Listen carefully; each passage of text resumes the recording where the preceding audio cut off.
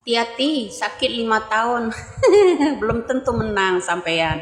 Itu percaya atau tidak sampean, yang namanya Sirekap KPU ya, itu hasil quick on data Jokowi 2014 lalu. Percaya atau tidak? Silakan. Suruh bongkar itu sama yang namanya Hasyim Asyari. Kenapa nggak ada yang berani penjarakan yang namanya Hasyim Asyari? Cuma diperingatkan keras, udah berapa kali, nggak ada dikenakan sanksi sedikit pun. Drama demi drama, yang heboh mereka sendiri, yang bikin skenario mereka sendiri, ya kan? Zaman gini hari gitu loh, nggak ada CCTV, zaman gini hari, ketinggalan zaman berarti. Bukannya dia kaya raya, bro. Mungkin CCTV-nya kesambar petir ya, kayak zamannya Sambo ya kali ya. Bisa jadi. Atau CCTV udah ditutupin pula. Mungkin siluman kali ya. Indonesia ini kalian kira gimana ya? On gitu ya. Kau anggap ini yang udah digemukkan itu orang Ragunan gitu, rakyat Indonesia. Iya, bisa drama drakor mulu, bikin skenario melulu. Dengar, supaya kenapa yang kayak begini, segala macam dipolitisikan, kentut pun dipolitisikan, ya kan, dibuat politik semua ya. Apa kabar itu pencucian uang 300 triliun dulu, yang dibawa sama Bapak Mahfud pada waktu itu? Sekarang 1.500, dulu 300, 271 triliun, 479 triliun. Gimana sih ini? Dalam beberapa bulan doang. Ya Allah Gusti, kalian sakit kalau saya bahas beginian, ya, membongkar semuanya begini. Kenyataan itu, bro.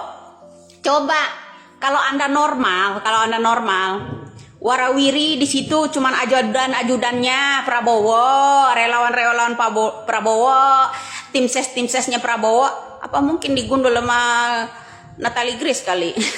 Grace Natali ya. Mana mungkin lah ya. Atau ya itu tadi salah satunya, apa kesambar petir. Nggak usah banyak drakor kata Jokowi ya. Kenapa dikit-dikit dibikin skenario? Saya ingat skenario besar pada 98 lalu ya. Kalian harus ingat kembali ya cerita masa lalu. Anak zaman sekarang ya kentut-kentut masa lalu itu nggak tahu ya. Jadi saya harus ceritakan nih skenario kasus besar BLBI pada tahun 98 ya kan, yang membuat skenario agar kasus BLBI itu bubar, lenyap, dibekukan, dimasukkan ke freezer jadi biar adem.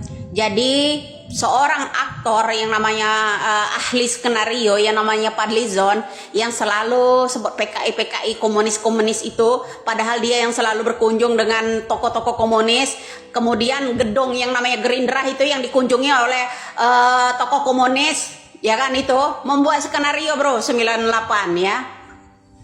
Bikinlah isu sara ras, agama, etnisitas, hingga terjadilah Indonesia penjarahan, pemerkosaan itu ya, yang berbeda agama, yang putih ya, yang dibilang non pribumi dan segala macam.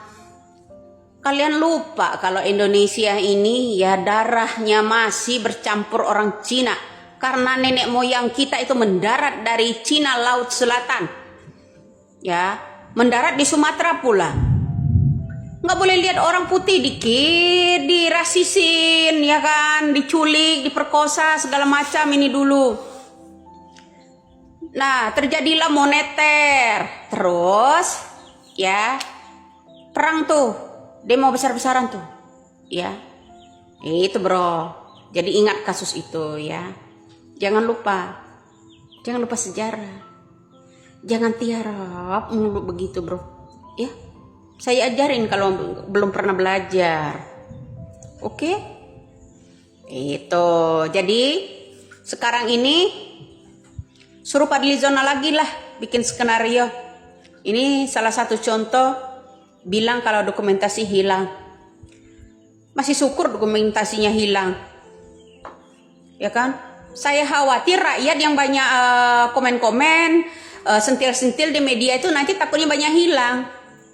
Nah, kalau dipermasalahkan nanti di hakim, di jaksa, ingatan pada hilang. Ya, ingatannya pada hilang. Serba hilang. Udah, saya mau udah nggak heran, bro. Yang namanya serial dramanya, drakornya orang-orang ini udah senior, tapi kelas teri, gitu loh. Kalau saya bisa ditangkap sama masyarakat, geger sendiri, ya jumpa pers sendiri, heboh undang media sendiri, ntar redam sendiri, tiba-tiba lenyap itu berita, ya kan? Giliran itu, ya penyebaran hoax itu diadukan ke polisi. Kocar kacir lu pada semuanya, angkat tangan, lepas tangan semua. Itu biasa, bro. Ya, itu udah drakor dari dulu, bro. Ya, jadi skenario ini udah 98 dulu, udah.